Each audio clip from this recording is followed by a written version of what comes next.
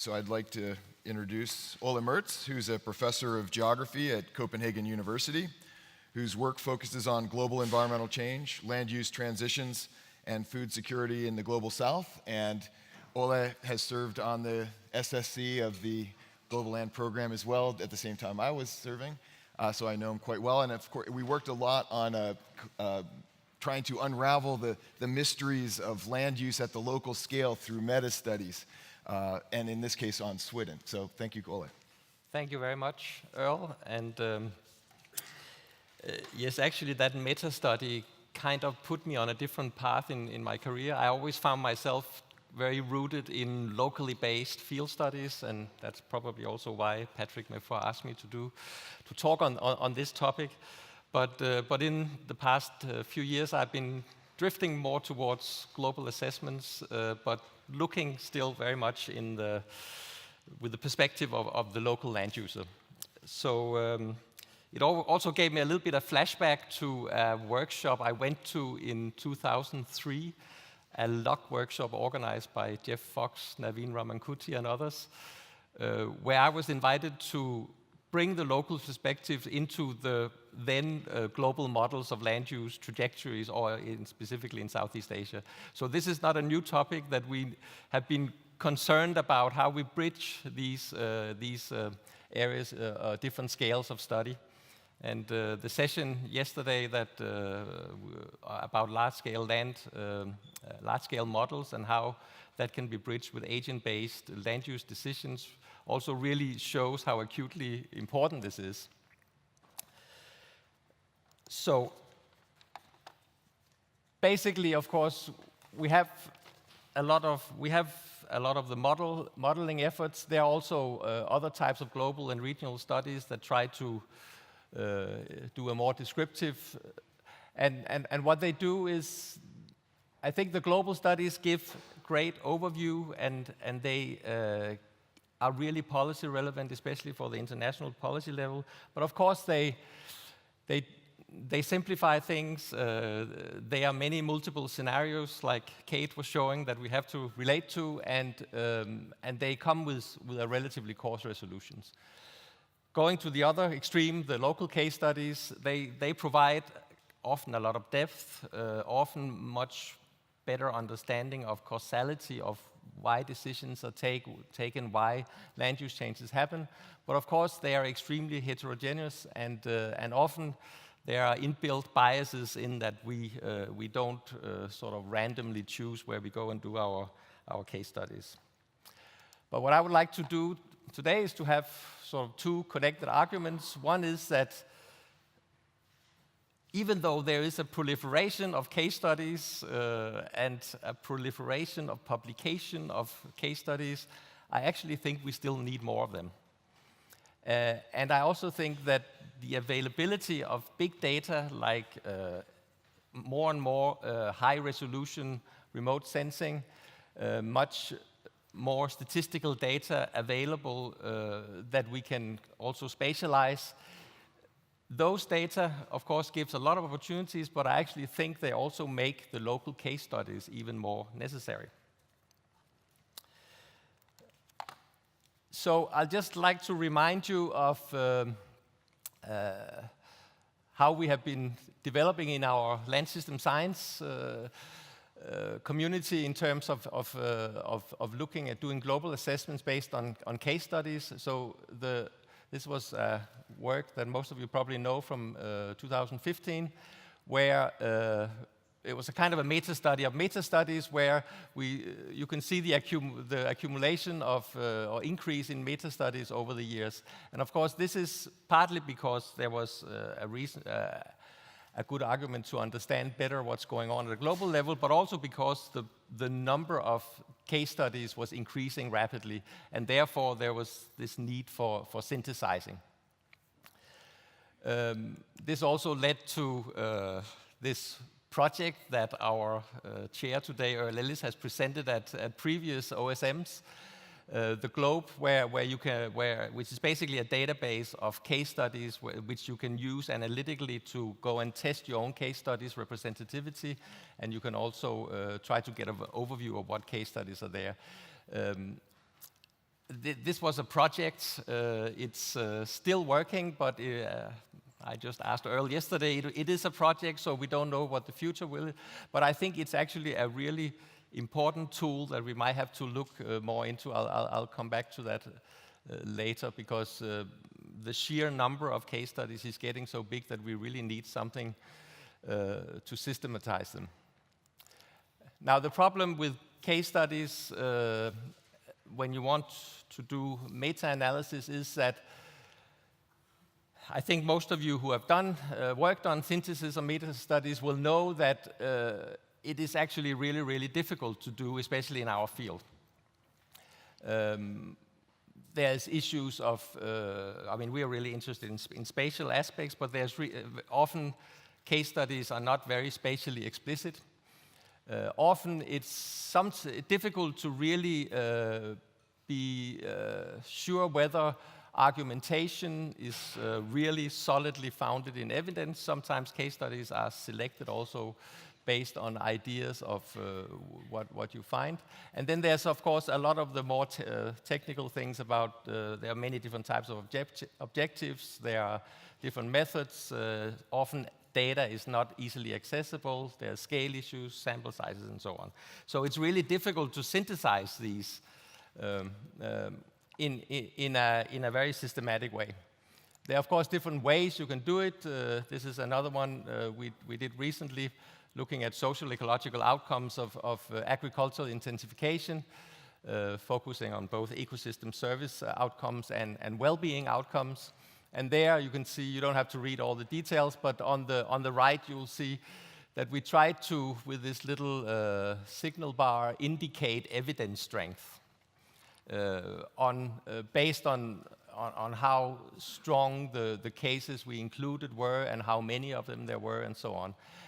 But of course, even that becomes a bit of a subjective exercise. So you can do a lot with rigorous coding, but meta-studies are really still a challenging thing. So the core of what I would like to say is based on two examples, which are quite different from each other. One will be about trees and people in Africa. I think that's interesting, tallies well with what Kate just was talking about, the sort of global trends.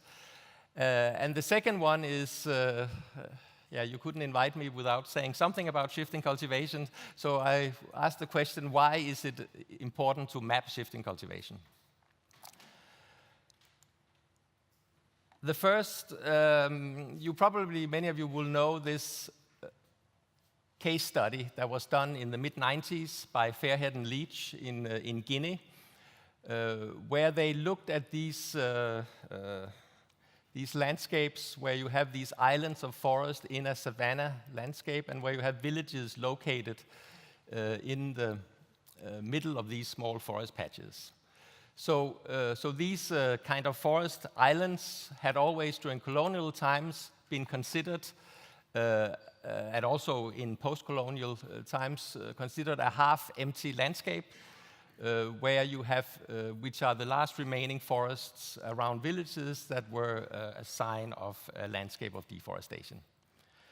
But what they found by looking through archives, by doing in-depth interviews in these communities, was that it was more like a half-full landscape, that this was actually what they argued a natural savanna environment where people had been planting forest for various reasons, for ecosystem services, and that this has been going on over so many generations that nobody really realized that this is what had happened, unless you looked at the local histories.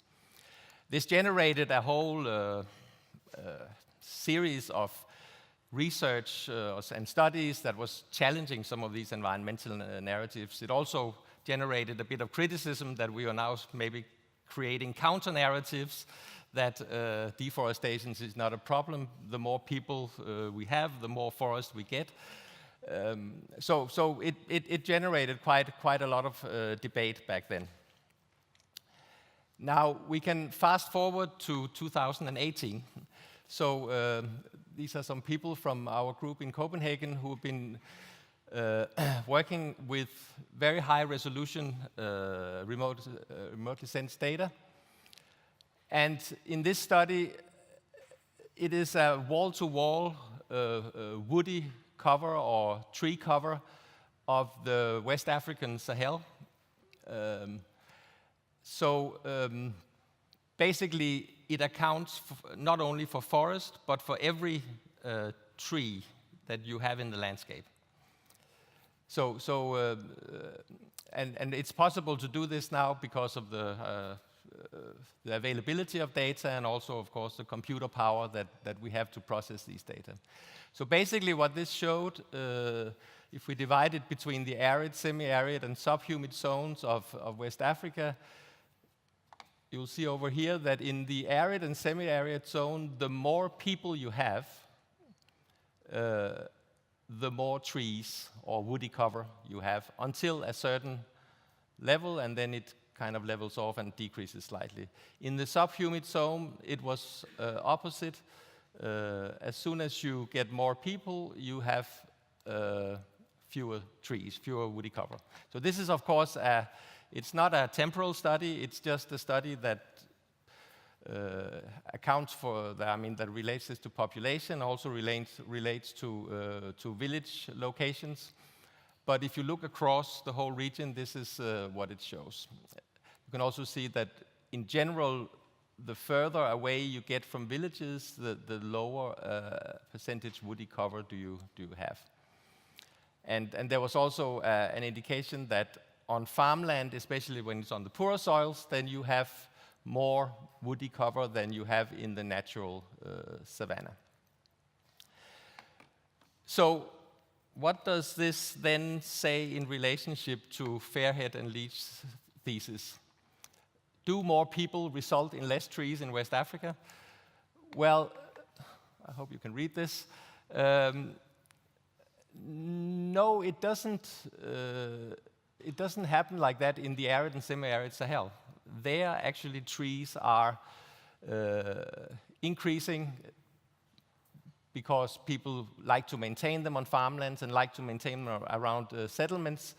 And also the savanna vegetation is probably more susceptible to drought and therefore maybe more vulnerable. But yes, it is true, there will be less trees in areas with more people when you look at the subhumid areas. Maybe because farmland trees are less important, maybe because there's more intensive use of forest in terms of agricultural expansion and fuel wood use. So what does this say? Do we reject or confirm that thesis that was case study based? Well, we can in a way do both, because the Guinea case doesn't seem to be fully representative of the humid or subhumid areas, but it holds in the drier zones. So my conclusion here is that this availability of very fine-grained data on the whole regional or subcontinental scale actually begs for us to make more case studies in understanding what's going on in these different zones, so that we can understand how woody cover will change in these areas in the future. And I can just as a side note say that the next step in this analysis is actually counting trees, also on a West African basis, and why on earth would you want to do that? I think it could put more fine-grained information into carbon accounting. It could also be linked to how trees are, have other ecosystem services. A slightly more scary scenario is that it could be very fine-grained detail environmental monitoring, that people who suddenly cut a tree down will be visited by the police shortly after. So that's, of course, maybe not so nice. And then, but I think there's really a need for more targeted case studies for understanding these processes in semi-arid and also subhumid Africa. So the second example is about this thing about mapping shifting cultivation. These pretty complex mosaic landscapes that have the temporal dimension of repeated cutting of forest, fallow regrowth, and farming. I've been thinking about this with my good colleague Andreas Heinemann for a long time, back since 2008. And we always kind of, besides the curiosity, why is it that we really want to do that? And I got a few years a reason to do it because we were asked to provide inputs into the land use harmonization project that feeds into the CMIP6 and eventually into the climate change projections. The reason was that these projects have been, the previous land use harmonization project had been using this map by a guy called Butler. It was an economic geography book published in 1980. This is a digitalized version of the map, but I think it was actually a hand-drawn map without really any sources on it. It probably pretty well represents shifting cultivation as it was in the 60s and 70s, but still we would say there would be room for improvement, knowing how quickly these systems are evolving. So we embarked on a mapping exercise where we tried to find ways of understanding the extent of shifting cultivation. It is really difficult because the algorithms are difficult to develop so that they can capture this dynamic cyclical system, and you easily misclassify it with something else. So what we did here was basically a visual expansion. I shouldn't say we, it was actually Andreas and some of his students, but visual inspection of 2,800 one-degree grid cells. We based it on the Hansen deforestation data to identify the areas, and then we used high-resolution data to zoom in and do visual inspection. So the gray areas are places where we didn't expect to find it, and the brown areas are areas where we did not find it, and the other are where we have different degrees of shifting cultivation. It's of course, it can be low because there's not much of it, because there's other agriculture, or it can be low because it's a very low intensity in a rainforest area, for example, in the Amazon. So this map was, of course, a snapshot of 2010. And what this land use harmonization project needs is basically land use from 850 until 2100. So we had to think about how we could represent this better. So I should also remember to say that this was the map used in Land Use Harmonization Project 1, and it was used as a static in the future projections. So of course it overrepresented shifting cultivation way too much.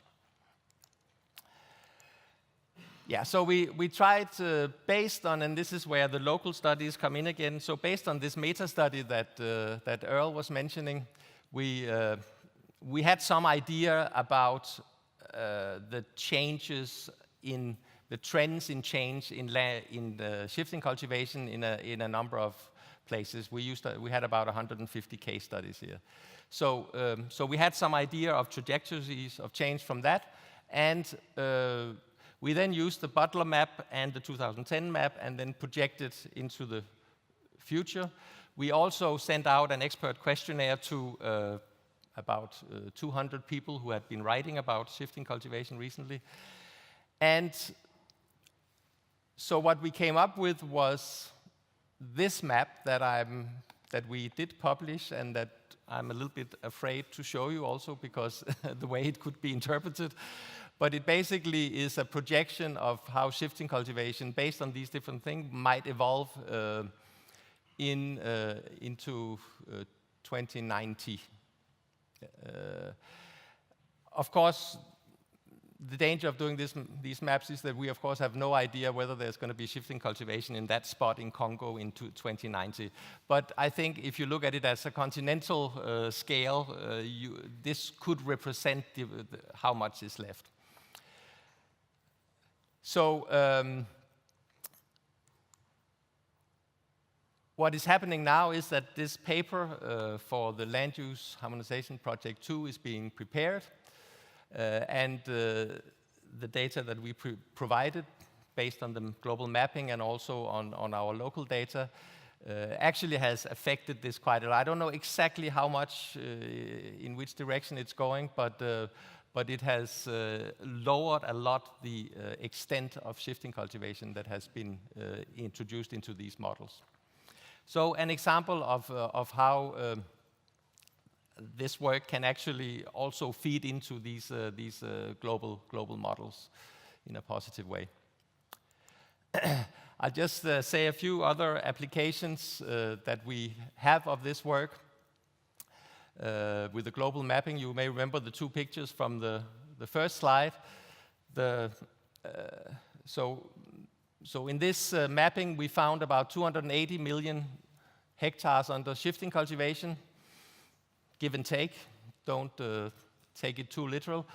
And then there was another study that some of my colleagues did in Laos, where we looked at root biomass in fallow areas in shifting cultivation and found that the current allometrics actually underestimate root or below ground biomass by about 50%.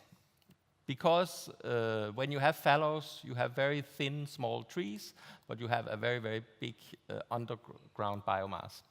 So, so the next step is to try to look at how when you then if you imagine that Laos is representative for the world of fallows, how much, and you multiply this up to the 280 million hectares, how much wrong do we go with the carbon accounting? I did a kind of a back of an envelope calculation, which is probably, I don't take it for, but it's in the order of 150 million tons of carbon or CO2 that is that is sequestered and that is not accounted for.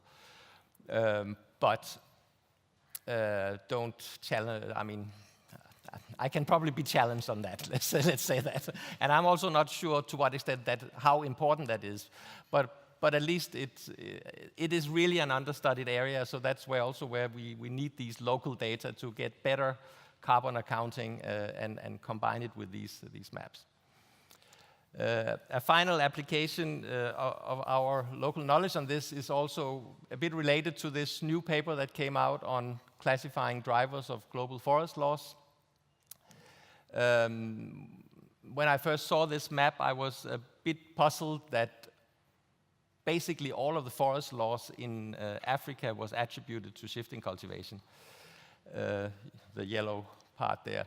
And I must say it's a really excellent study, and they do put in this is a quote from the paper that says much of the commodity-driven deforestation was misclassified as shifting cultivation in Africa.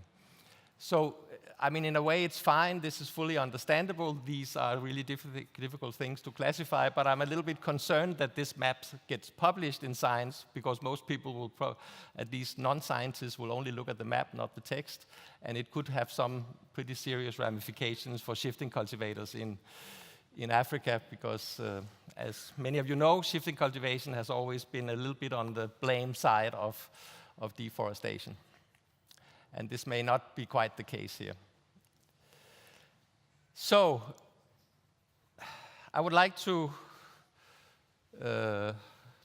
wrap up and try to see what is it that we, in more general terms, could do as a community to bridge these studies better.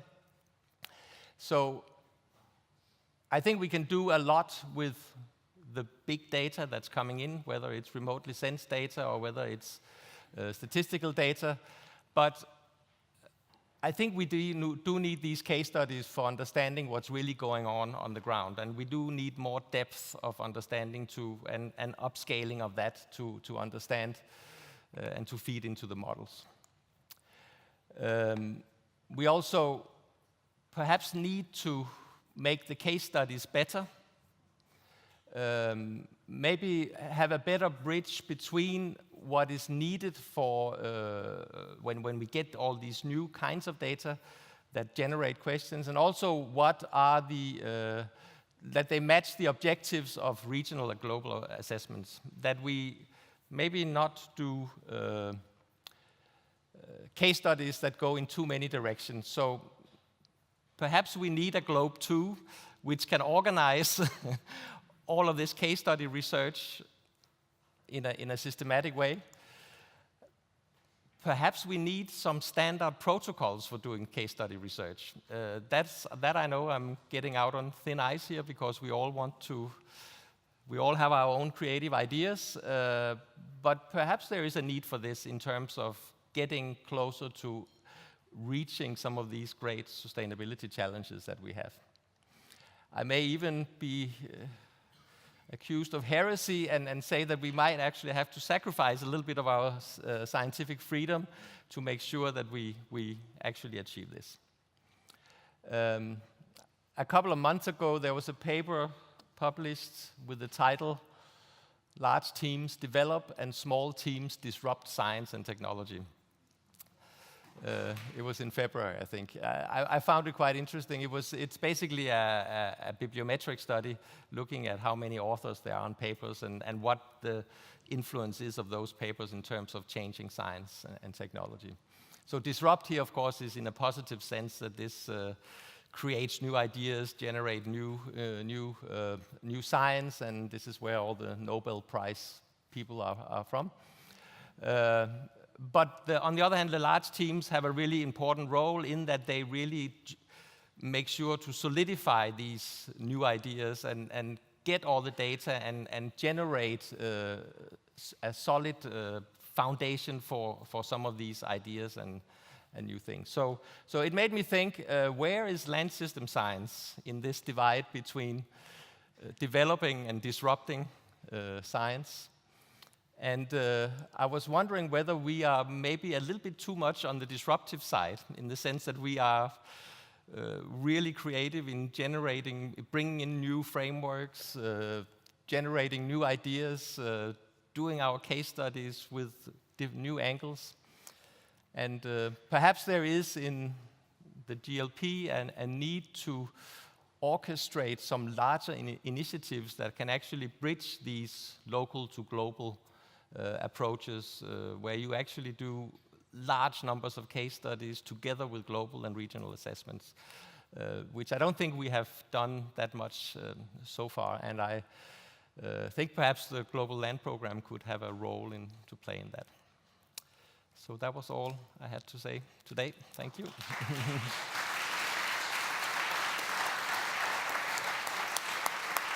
I was told I should get up here to moderate.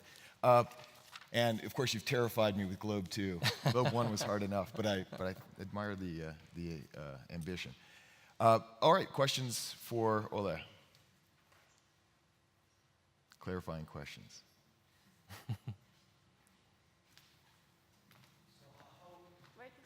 Sorry. Oh. What difference will you see between the Globe 2 and Globe 1? How will you shape it? Well, Earl can correct me, but sorry. Oh, okay. yeah, So what is the difference between Globe 1 and a potentially new Globe 2? The main difference I would see is that Globe 2 should perhaps be more systematic in the way case studies are put in and arranged. I think now it's a bit who provided the case studies. I know some were put in as bulk, but I think there's a lot of fields that are not represented yet, and so I think in a way, and it should also, perhaps be more a reference point for all of us to start with. I mean, now it's fairly few people. There has been a few studies where it has been used, but I think it's been underutilized, and I think it's perhaps because we have not, as a community, backed it enough by putting in our research. So I think there should be. I don't know exactly how to do it, but that is my feeling. Okay, I should weigh in on this a little bit too. Yeah. One of the experiences from developing Globe One was a computer science largely driven project. So we used some very advanced computing software, and basically we ended up with a system that we couldn't really control ourselves.